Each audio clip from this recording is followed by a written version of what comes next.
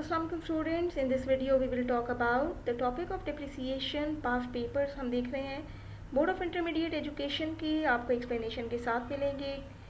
Board of intermediate education के 2017 का paper depreciation का टॉपिक हम इस वीडियो में डिस्कस करेंगे और सॉल्यूशन देखेंगे। आप देख रहे हैं commerce lecture online. On January 1, 2015 Messrs Zaheer limited purchased a machine. List price है मशीन की 70,000। ट्रेड डिस्काउंट मिला 10%। ट्रेड डिस्काउंट वो डिस्काउंट होता है जो बल्क में परचेज करने पे मिले। क्रेडिट टर्म्स है 2, 10, (N30). क्रेडिट टर्म्स का मतलब है अगर आपने 10 दिन के अंदर 10 डेज के अंदर पेमेंट की तो 2% डिस्काउंट मिलेगा, और अगर आपने 10 दिन के अंदर पेमेंट नहीं की तो डिस्काउंट नहीं मिलेगा। और आपकी पेमेंट का फुल टाइम ड्यूरेशन जो है वो है 30 डेज। 30 डेज के अंदर अंदर इस मशीन के पैसे हमें देने हैं ट्रेड डिस्काउंट माइनस करने के बाद। अगर हम 10 डेज के अंदर दे देंगे तो 2% मज़ीद डिस्काउंट मिलेगा, जिसे हम कहते हैं कैश डिस्काउंट। और अगर हमने नहीं दिया तो फिर हमें 10 डेज के बाद पेमेंट करने पर कोई डिस्काउंट नहीं मिलेगा। तो देखते हैं पेमेंट हमने कब की। Payment was made with in discount period. इसका मतलब ट्रेड डिस्काउंट माइनस करने के बाद हमें 2% कैश डिस्काउंट कैलकुलेट करना है, और वो भी हमें प्राइस में से माइनस करना है। During transportation a part of damage which was replaced at a cost of 10,000। इस तरह की डैमेजिंग और रिपेयर को हम हमेशा रिकरिंग नेचर एक्सपेंस कहते हैं, क्योंकि ये हमारी अपनी इग्नोरेंस, अपनी नेग्लिजेंस की वजह से हुआ। इसलिए ये कैपिटल एक्सपेंडिचर नहीं है बल्कि बाय नेचर रेवेन्यू एक्सपेंडिचर है, और रेवेन्यू एक्सपेंडिचर्स को कॉस्ट में ऐड नहीं करते। A special part was added to improve the efficiency of the machine. हाँ, ये पार्ट जो मशीन की एफिशिएंसी या लाइफ को इम्प्रूव कर दे, उसकी लाइफ बढ़ा दे, उसकी स्पीड बढ़ा दे, उसकी प्रोडक्टिविटी बढ़ा दे, ऐसा कोई भी expenditure by nature capital expenditure है, और उसको हमें कॉस्ट में अदर एक्सपेंडिचर्स में ऐड करना होगा। 45,000 ऐड होंगे। Other expenses included the following. Install कराया हमने मशीन को 12,000 रुपये का। Installation cost by nature capital expenditure है, इसको भी हम ऐड करेंगे। टेस्ट रन, मशीन को चेक करने के लिए हमने इसे रनिंग में लेकर आए, तो ये भी हमारा कैपिटल एक्सपेंडिचर है। ऐसे एक्सपेंडिचर जिनको इनकर किए बगैर मशीन अपनी यूजफुल कंडीशन में ना आ सके, उन्हें या मशीन की लाइफ या एफिशिएंसी को बढ़ाने के लिए ज़रूरी हों, उन्हें हम कहते हैं कैपिटल एक्सपेंडिचर्स, और वो मशीन की कॉस्ट में ऐड होते हैं। फायर इंश्योरेंस प्रीमियम, ये एनुअल इंश्योरेंस है, रिकरिंग नेचर का है, हम हर साल पे करेंगे। क्योंकि ये रेवेन्यू एक्सपेंडिचर है तो ये मशीन की कॉस्ट में ऐड नहीं होगा। It was estimated that the machine will have a useful life of 4 years, after which it could be sold for 10,000 rupees. जब मशीन अपनी पूरी लाइफ हो जाने के बाद जितने की बिक सकती है उसको हम कहते हैं साल्वेज वैल्यू या स्क्रैप वैल्यू या रेजिडुअल वैल्यू, और ये मशीन 10,000 रुपये साल्वेज वैल्यू पे बिक सकेगी। तो अब देखते हैं कि क्या हमें किसी फॉर्मूला में इसकी ज़रूरत पड़ती है या नहीं। First requirement is compute the cost of machine. जैसे हमने डिस्कस किया, इस सारे डेटा से हम कॉस्ट ऑफ मशीन कैलकुलेट करेंगे। कॉस्ट निकालने के बाद हमें डेप्रिसिएशन निकालना है फर्स्ट 2 years के लिए, यानी हमने 2015 के जनवरी में मशीन खरीदी है, तो 2015 और 2016 2 सालों का डेप्रिसिएशन हमने कैलकुलेट करना है।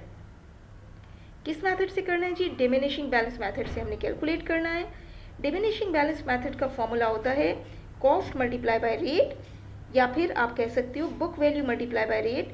पहले साल कॉस्ट मल्टीप्लाई बाय रेट होगा, सेकेंड थर्ड नेक्स्ट ईयर्स में book value multiply by rate होगा, अभी डिस्कस करेंगे। तो रेट जो हमें गिवन है वो है 50% इस मेथड के लिए। इट मीन्स कि साल्वेज वैल्यू की ज़रूरत हमें इस अभी तक कहीं भी नहीं है, ये सिर्फ इन्फॉर्मेशन गिवन है। थर्ड रिक्वायरमेंट है हमारे पास prepare allowance for depreciation account for 2015 and 2016। एक टी अकाउंट रिक्वायर्ड है अलाउंस फॉर डेप्रिसिएशन का, वो भी हम बनाएंगे। तो let's see the solution. Cost of asset हम मेसर जहीर लिमिटेड के लिए कैलकुलेट कर रहे हैं। सबसे पहले आ जाएगी लिस्ट प्राइस जो हमें क्वेश्चन में गिवन थी, कितनी थी? 70,000। लिस्ट प्राइस 70,000 पर हमने 10% रेट डिस्काउंट माइनस किया। 10% आया 7,000, माइनस करके जो अमाउंट आएगी उसे हम कहते हैं इनवॉइस प्राइस। इस इनवॉइस प्राइस पर अगर हमें कैश डिस्काउंट मिला, क्योंकि हमने विद इन डिस्काउंट पीरियड पे किया है और हमें 2% कैश डिस्काउंट मिला है, इस पर हम 2% कैश डिस्काउंट अप्लाई करेंगे, कैलकुलेट करेंगे। उस डिस्काउंट को भी इनवॉइस प्राइस से माइनस करेंगे तो हमें पता चलेगा कि ये वो नेट कैश प्राइस है जो हमने सेलर को देनी है और वो मशीन परचेज करनी है। इधर हम कॉस्ट ऑफ मशीन भी लिख सकते हैं, that will be a better word. Instead of asset we can use the word machine, क्योंकि क्वेश्चन में मशीन का वर्ड यूज हुआ है। तो हमने कॉस्ट ऑफ मशीन कैलकुलेट की, नेट कैश प्राइस ये आ गई। अब जो भी कैपिटल एक्सपेंडिचर होंगे वो हम इस नेट कैश प्राइस में ऐड करेंगे तो टोटल कॉस्ट आएगी। क्वेश्चन में गिवन था कि एक स्पेशल पार्ट हमने लगाया 45,000 का, इंस्टॉलेशन के 12,000 दिए, टेस्ट रन जो हमने उसको चेक किया मशीन को उस पर भी हमारा 14,860 का एक्सपेंस आया। तो क्योंकि ये 3 एक्सपेंसेस ऐसे हैं जो मशीन को करने के लिए, यूजफुल कंडीशन में लाने के लिए ज़रूरी हैं, इसलिए ये एक्सपेंडिचर्स के तौर पे ऐड होंगे। रेवेन्यू एक्सपेंडिचर्स रिकरिंग नेचर के होते हैं तो वो ऐड नहीं होंगे। इस 71 को हमने 61,740 में प्लस किया। ब्रैकेट का मतलब है माइनस, जहाँ ब्रैकेट नहीं है वो चीज़ हो रही है इसमें ऐड। प्लस करके टोटल अमाउंट आ गई 1,33,600। इन सारे एक्सपेंडिचर्स को बारी बारी ऐड करने के बजाय हमने इसको टोटल करके इसमें ऐड कर दिया और हमारे पास टोटल कॉस्ट ऑफ मशीन आ गई जो है 1,33,600। अब हम चलते हैं रिक्वायरमेंट नंबर 2 की तरफ, जिसमें हमने डिमिनिशिंग बैलेंस मेथड, जिसे हम रिड्यूसिंग बैलेंस या डिक्लाइनिंग बैलेंस मेथड भी कहते हैं, उससे 2 साल का डेप्रिसिएशन कैलकुलेट करना है। डेप्रिसिएशन का फॉर्मूला है cost minus accumulated depreciation multiply by rate. क्योंकि मशीन का पहले साल डेप्रिसिएशन नहीं होता तो उस साल उसका फॉर्मूला बन जाता है कॉस्ट मल्टीप्लाई बाय रेट। पहला साल जिस साल मशीन खरीदी 2015, कॉस्ट ये है, हमने फॉर्मूला लगाया कॉस्ट मल्टीप्लाई बाय रेट, क्योंकि पहले साल के लिए कभी भी हमारे पास पुराना एक्यूमुलेटेड डेप्रिसिएशन नहीं होता, मशीन बिल्कुल नई है हमारे पास, इसलिए कॉस्ट मल्टीप्लाई बाय रेट करके हमने डेप्रिसिएशन एक्सपेंस कैलकुलेट कर लिया। एक्यूमुलेटेड डेप्रिसिएशन एक्सपेंस का मतलब है जो डेप्रिसिएशन अब तक का है वो इस कॉलम में आएगा। क्योंकि अभी अभी मशीन खरीदी, सिर्फ एक ही साल का डेप्रिसिएशन है तो वही एक्यूमुलेटेड हो जाएगा। बुक वैल्यू का मतलब है कॉस्ट में से जितना एक्यूमुलेटेड है उसे माइनस करो। बुक कॉस्ट हमारी 133,600 है, एक्यूमुलेटेड को माइनस किया तो हमारे पास book value of asset on this date which will be shown in the balance sheet if required will be this. अगर बनानी होगी बैलेंस शीट तो कॉस्ट और उसका एक्यूमुलेटेड माइनस करके बुक वैल्यू उस पर शो होगी। अगले साल का करते हैं, कॉस्ट हमारी थोड़ी सी माइनस हो गई, 1,33,600 हमारी कॉस्ट है, 1,33,600 कॉस्ट हमारी वही रहेगी। नेक्स्ट ईयर की कैलकुलेशन करते हैं। जैसे कि हमने कहा कॉस्ट माइनस एक्यूमुलेटेड, कॉस्ट में से जो पुराने साल का एक्यूमुलेटेड है वो माइनस कर दें और वही रेट अप्लाई कर दें जो क्वेश्चन में गिवन है, या हम इसके फॉर्मूला को ऐसे भी कह सकते हैं बुक वैल्यू पर रेट अप्लाई कर दें, क्योंकि ये एक्चुअली बुक वैल्यू का ही फॉर्मूला है जो हमने ब्रैकेट में लिखा होता है, उस पर हम रेट अप्लाई कर दें तो हमारे पास इस साल का डेप्रिसिएशन आ गया 33,400 और इस साल के डेप्रिसिएशन को हम पुराने साल के डेप्रिसिएशन में इन दोनों को प्लस करेंगे तो इस साल का टोटल एक्यूमुलेटेड हो गया 1,02,000। और अगर बुक वैल्यू भी हम कैलकुलेशन करना चाहें तो हम देख सकते हैं कि कॉस्ट में से बुक एक्यूमुलेटेड को माइनस करें, यानी 1,33,600 में से 1,02,000 को माइनस करें तो बुक वैल्यू जो बैलेंस शीट में नजर आनी चाहिए वो भी हमारे सामने आ जाएगी, जो कि है 33,400।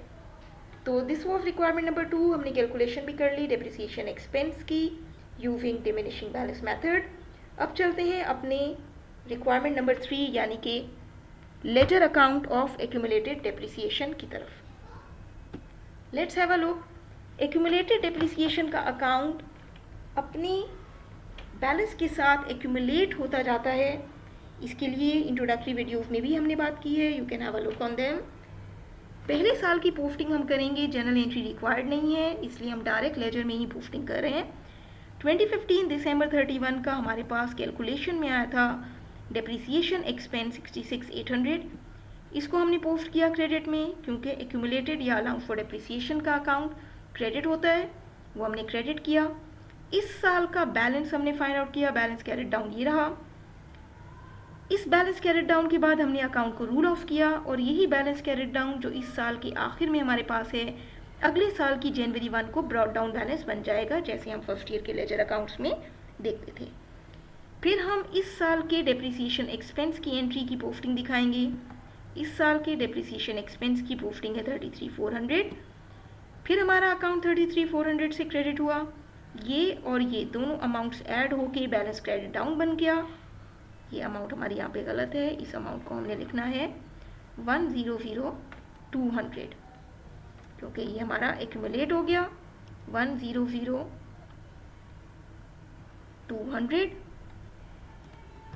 100,200 हमारे पास यहाँ बैलेंस कैरेट डाउन आ गया। इस बैलेंस कैरेट डाउन के बाद हमने फिर इस साल का रूल ऑफ किया, और इस साल का रूल ऑफ करने के बाद यही बैलेंस कैरेट डाउन अगले साल की जनवरी 1 को बैलेंस प्लॉट डाउन बन गया। तो ये है हमारा एक्यूमुलेटेड डेप्रिसिएशन का अकाउंट, जो हमारी रिक्वायरमेंट नंबर 3 थी। तो the question is done. I hope you had understood. कोई क्वेश्चंस हैं तो कमेंट्स में पूछें, कोई रिक्वायरमेंट है, किसी ईयर का सोल्यूशन चाहते हैं तो बताएं। Like the video, share the video, subscribe commerce lecture online.